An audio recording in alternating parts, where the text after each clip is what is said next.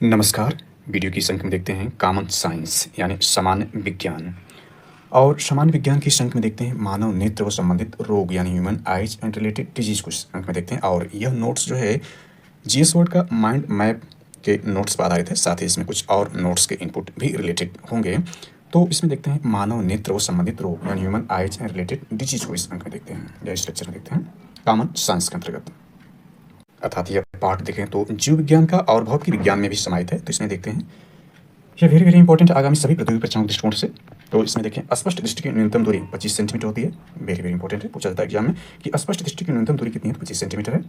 निकट दृष्टि दोष, इसको मायोपिया कहते हैं। अक्सर ये पूछा जाता है कि मायोपिया क्या है, तो यह निकट दृष्टि दोष है। इस रोग से ग्रसित व्यक्ति नजदीक की वस्तु को देख पाता है परंतु दूर स्थित वस्तु को नहीं देख पाता है। यानी कभी कभार ये जो इंग्लिश वर्ड है मायोपिया यही पूछ देता है कि ये कौन सा दोष है, तो ये निकट दृष्टि दोष सही है। इस रोग से ग्रसित व्यक्ति को नजदीक की वस्तु दिखाई देती है, यानी जो दोष है वही देख पाएगा। जैसे निकट है तो निकट की वस्तु को देख सकता है लेकिन दूर की वस्तु को नहीं देख सकता। निकट दृष्टि दोष से ग्रसित व्यक्ति या मायोपिया से ग्रसित व्यक्ति। कारण इसका क्या है, रीजन इसका समझ लेते हैं। लेंस की गोलाई बढ़ जाती है, लेंस की फोकस दूरी घट जाती है, लेंस की क्षमता बढ़ जाती है। इस कारण वस्तु का प्रतिबिंब रेटिना पर न बनकर रेटिना के आगे बन जाता है। ध्यान देना है कि निकट दृष्टि दोष में जो वस्तु का प्रतिबिंब है वो रेटिना पर न बन करके रेटिना से पहले अर्थात आगे बन जाता है। तो यह निकट दृष्टि दोष रहा।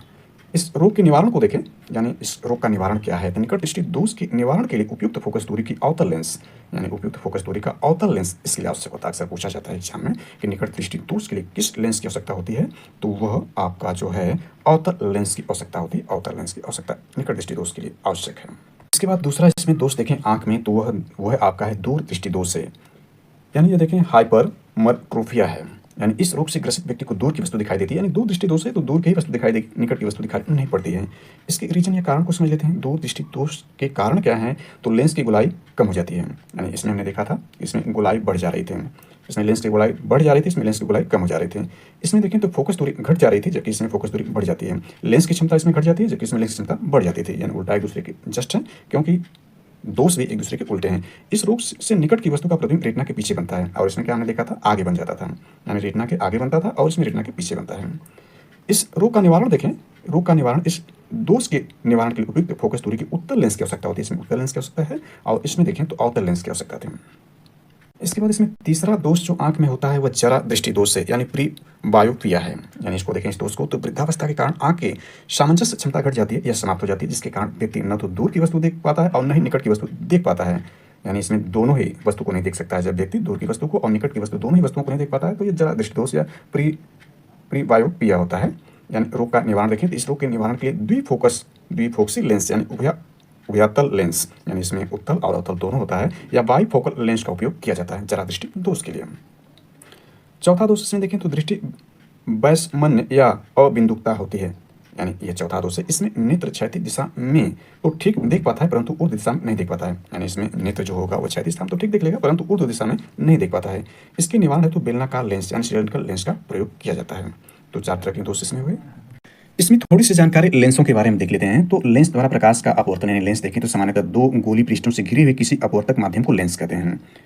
यानी ध्यान दें, 2 गोली पृष्ठों से घिरे हुए किसी अपवर्तक माध्यम को लेंस कहा जाता है। प्राय लेंस 2 प्रकार के होते हैं। पहला उत्तल लेंस, हमने देखा कि दूर दृष्टि दोष के निवारण के लिए जो हमने देखा कि वह उत्तल लेंस की आवश्यकता थी, और निकट दृष्टि दोष के निवारण के लिए जो आपका था अवतल लेंस की आवश्यकता पड़ रही थी। उत्तल लेंस देखें तो उत्तल लेंस आपका यह होता है, यानी इस प्रकार से हम बना दें तो ये उत्तल लेंस होगा।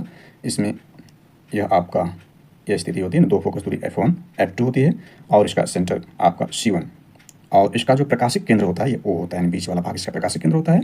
और C1 C2 यहाँ पर C2 यह होगा, C1 C2 लेंस के मुख्य अक्ष है, यानी केंद्र जो होगा यह C1 और C2 जो आपका है मुख्य लेंस का मुख्य अक्ष है, और F1 F2 इसकी फोकस दूरी है। तो ये उत्तल लेंस रहा। और जबकि अवतल लेंस यदि हम बनाएं तो ये आपका इस प्रकार से बनता है, यानी बीच में धसा होता है, किनारों को उभरा होता है। यहाँ पर इसका यह आपका जो है प्रकाशिक केंद्र O होता है। F1 इसका F1 यहाँ पर होगा, F1 इसका प्रथम फोकस, F2 इसका द्वितीय फोकस, और C1 और C2 ये होता है, यानी ये अवतल लेंस होता है। तो इसमें स्थितियाँ आपकी जो होती है, यानी इसमें देखें तो कुल मिलाकर 6 स्थितियों पर जो प्रतिबिंब बनता है, यानी दोनों स्थितियों में देखें तो इसमें अंतर मुख्य रूप से यह देख लें कि जो आपका है लेंस के रूप में देखें तो जो आपका उत्तल लेंस है, उत्तल लेंस में देखें तो 5 स्थितियों में जो वास्तविक इमेज बनता है, केवल एक स्थिति में जो इसमें आभासी इमेज बनता है, आभासी सीधा आवर्तित बनता है। यह जब O एवं F1 के बीच लेंस की लेंस की उसी ओर जिस ओर वस्तु है, यानी वस्तु की स्थिति जब O एवं F1 के बीच में हो, यानी प्रकाशिक केंद्र, यानी हमने देखा था या आपका था O और F1 के बीच में, इसके बीच में रख दिया जाता है जब वस्तु, तो उसी दशा में जो है आभासी सीधा आवर्धित प्रतिबिंब बनता है और लेंस की उसी ओर बनता है जिस ओर वस्तु रखी जाती है। बाकी सभी केस में जो है इसमें वास्तविक इमेज बनता है और उल्टा इमेज बनता है और वस्तु से छोटा, बड़ा, बराबर इत्यादि सभी हो सकता है। जबकि देखें अवतल लेंस की स्थिति में जो है अवतल लेंस में प्रतिबिंब F2 एवं प्रकाशिक केंद्र O के बीच बनता है। यह प्रतिबिंब सीधा तथा आभासी एवं वस्तु से छोटा होता है, चाहे वस्तु कहीं भी रखी जाए। यानी ध्यान देना है कि अवतल लेंस में वस्तु कहीं भी रखी जाए, किसी भी स्थिति में, क्षय स्थिति में रखी जाए। क्षय स्थिति का मतलब पहली स्थिति अनंत पर होती है, दूसरा स्थिति C1 से परे होती है, दूसरा C1 पर होती है, दूसरा C1 एवं F1 के बीच होती है, तीसरा F1 पर होती है, छठा या पांचवा F1 पर, छठवां O एवं F1 के बीच में होती है। तो यदि अवतल लेंस रहेगा तो उसमें कहीं भी वस्तु रखी जाए, वह सदैव जो होगी प्रतिबिंब F2 यानी द्वितीय फोकस एवं प्रकाशिक केंद्र के बीच बनती है और यह प्रतिबिंब सदैव सीधा तथा आभासी बनता है और वस्तु से छोटा बनता है। इसमें नोटेड पॉइंट देखें तो नोट यह है कि रेटिना की शंकु या कोन्स कोशिका के रंग, यानी रेटिना की जो शंकु होता है या कोन्स होता है वो कोशिका के रंग का एवं छड़ या जो रॉड्स होती है कोशिका से प्रकाश की तीव्रता का आभास होता है। यानी कोन्स का कारण जो आपका होता है वो वारांता, यानी कोन्स रेटिना की जो शंकु होती है उससे वारांता का कारण होता है क्योंकि इससे रंग पहचानते हैं व्यक्ति, और जो छड़ रॉड्स होती है इस रतौंधी का कारण बनती है क्योंकि प्रकाश की तीव्रता का आभास कराता है। जब आंख में धूल जाती है तो उसका नेत्र श्लेष्मा अंग सूज जाता है, आंख लाल हो जाती है। आंख के रंग से मतलब आइरिस के रंग से होता है। और जबकि लेंस की क्षमता को देखें, पावर ऑफ लेंस यानी P बराबर होता है 1/f, यानी फोकस दूरी जो मीटर में होती है, और यानी f इसमें मीटर में होना चाहिए, और इसका मात्रक SI मात्रक डायोप्टर होता है जिसे D से सूचित करते हैं। यहाँ थोड़ी जानकारी ऐड कर लेते हैं, दर्पण के प्रकार को देख लेते हैं क्योंकि दर्पण भी उत्तल या अवतल दर्पण होता है उसी प्रकार जिस प्रकार से लेंस था, तो यहाँ पर थोड़ी जानकारी ऐड कर लेते हैं, हालांकि प्रकाश में हम देखेंगे। तो मिरर को देखते हैं, दर्पण के प्रकार, टाइप ऑफ मिरर, तो समतल दर्पण या प्लेन मिरर होता है, दूसरा गोली दर्पण होता है। गोली दर्पण पुनः दो प्रकार का है, यानी उत्तल दर्पण यानी कॉन्वेक्स मिरर है, और दूसरा अवतल दर्पण है यानी कॉन्केव मिरर है। समतल दर्पण देखें, प्लेन मिरर, यदि परावर्तक पृष्ठ अथवा सतह समतल हो तो इसे समतल दर्पण कहा जाता है। इस दर्पण की दूरी यानी इस दर्पण की दूसरी सतह पर चांदी यानी सिल्वर अथवा पारे का लेप किया जाता है। समतल दर्पण के प्रयोग देखें, uses of plane mirror very very important है। तो देखें सामान्यतः इसका प्रयोग दैनिक जीवन में दर्पण के रूप में किया जाता है। समतल दर्पण का उपयोग बहुदर्शी एवं परिदर्शी में किया जाता है। बहुदर्शी में दो अथवा दो से अधिक समतल दर्पण एक दूसरे से एक निश्चित कोण पर झुके हुए लगे होते हैं ताकि वे एक साथ एक से अधिक वस्तुओं के प्रतिबिंब दिखा सकें। परिदर्शी का उपयोग दृष्टि रेखा लाइन ऑफ साइट से भिन्न स्तर अथवा दिशा से स्थित वस्तुओं को देखने के लिए किया जाता है। सामान्यतः पनडुब्बियों में प्रयोग परिदर्शी के रूप में प्रयोग करते हैं समतल दर्पण का, यानी लाइन ऑफ साइट के रूप में। इसके बाद उत्तल दर्पण यानी कॉन्वेक्स मिरर को देखें तो वह गोली दर्पण जिसकी बाह्य सतह उभरी हुई हो उत्तल दर्पण कहलाती है। इसकी आंतरिक सतह को लेपित किया जाता है। यह दर्पण अनंत से आने वाली किरणों को फैलाता है, इसलिए इसे अपसारी दर्पण भी कहा जाता है। नहीं, किस दर्पण को अपसारी कहते हैं? उत्तल दर्पण को अपसारी कहते हैं क्योंकि यह अनंत से आने वाली किरणों को क्या करता है? फैला देता है। उत्तल दर्पण के उपयोग देखें, यूजेज ऑफ कॉन्वेक्स मिरर देखें तो स्कूटर, मोटर कार, बस आदि के पीछे के वाहनों अथवा दृश्य को देखने के लिए प्रयुक्त साइड मिरर अथवा रियर व्यू मिरर के रूप में। ये अक्सर पूछता है कि स्कूटर, मोटर कार, बस इत्यादि या ट्रक के पीछे जो वाहन आते हैं उसको देखने के लिए किस दर्पण का प्रयोग करते हैं? तो उत्तल दर्पण का प्रयोग करते हैं। स्ट्रीट लैंप्स में इसका प्रयोग किया जाता है क्योंकि इसका दृष्टि क्षेत्र अत्यधिक विस्तृत होता है। अवतल दर्पण देख सकते हैं तो अवतल दर्पण ऐसा दर्पण जिसका परावर्तक पृष्ठ अंदर की ओर झुका हुआ हो अथवा वक्रित हो, अवतल दर्पण कहलाता है। इसका बाह्य भाग लेपित पॉलिश्ड होता है।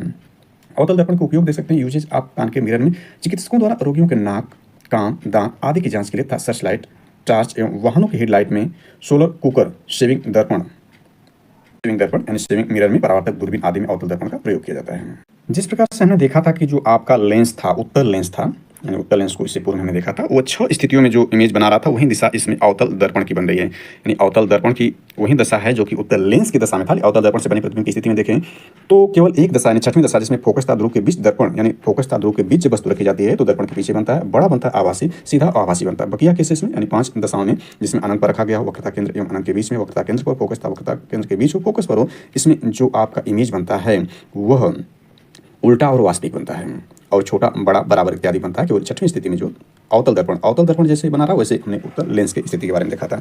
अवतल दर्पण का उपयोग देखें तो बड़ी फोकस दूरी वाला अवतल दर्पण दाढ़ी बनाने में काम आता है। आंख, कान और नाक के डॉक्टर द्वारा उपयोग में लाया जाने वाला दर्पण है। गाड़ी की हेडलाइट एवं सर्च लाइट और सोलर कुकर में बनता है।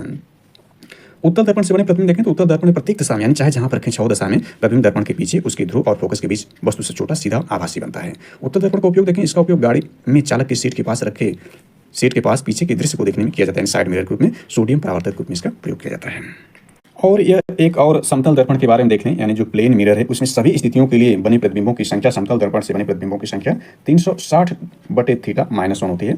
अब थीटा का मान जितना भी कोण पर बनेगा उस हिसाब से प्रतिबिंबों की संख्या समतल दर्पण से बनेगी। इस सूत्र का प्रयोग करके हम निकाल सकते हैं।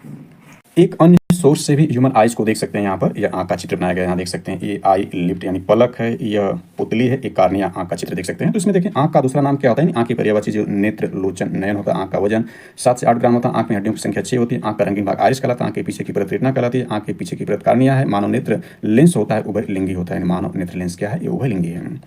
इसके बाद इसमें मनुष्य की आँख कितने मीटर की होती है, तो देखें 23 से 23.5 मिलीमीटर तक होती है। ये मिलीमीटर में है।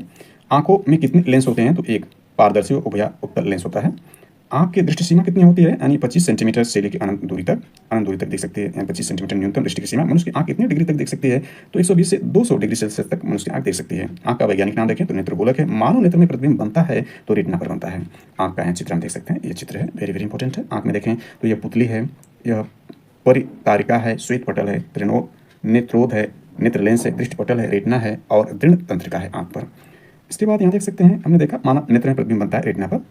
इसके बाद ये भी देखें मानव नेत्र में कितने दोष होते हैं, तो हमने 3 देखा, निकट दृष्टि दोष, दूर दृष्टि दोष और समदृष्टि दोष। आँख के सभी भागों एवं उसका वजन को देख सकते हैं इसमें। तो देखें कार्निया का वजन कितना होता है, तो 0.5 से 0.6 ग्राम, लेंस का 0.2 से 0.3 ग्राम, रेटिना का 0.4 से 0.5 ग्राम, मैलिकुला का 0.02 से 0.03 ग्राम, ऑप्टिक नर्व का 0.1 से 0.2 ग्राम, आइरिस का 0.1 से 0.2 ग्राम। चेहरे में हड्डियों की संख्या 14 होती है। आँख में होने वाले रोग देखें तो आपका रत्नावधि, मोतियाबिंद और ग्लूकोमा आँख से संबंधित रोग हैं।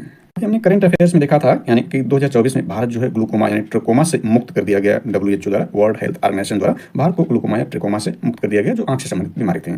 तो यहाँ देख सकते हैं लाइट है, यानी देखने के रूप में ये बताया गया। तो इस प्रकार से हमने जो है मानव नेत्र के रूप में इस लेक्चर में देखने का समझने का प्रयास किया। Thanks for watching this.